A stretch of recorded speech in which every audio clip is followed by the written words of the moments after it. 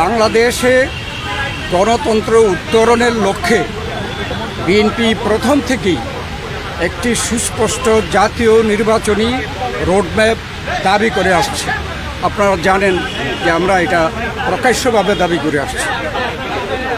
সুষ্ঠু, নিরপেক্ষ ও অবাধ নির্বাচন অনুষ্ঠানের উদ্দেশ্যে সরকারের নিরপেক্ষতা বজায় রাখার স্বার্থে বিতর্কিত উপদেষ্টাদের বাদ দিয়ে উপদেষ্টা পরিষদ পুনর্গঠনের জন্য আমরা দাবি জানিয়েছি। বিএনপির প্রতিটি নেতা কর্মী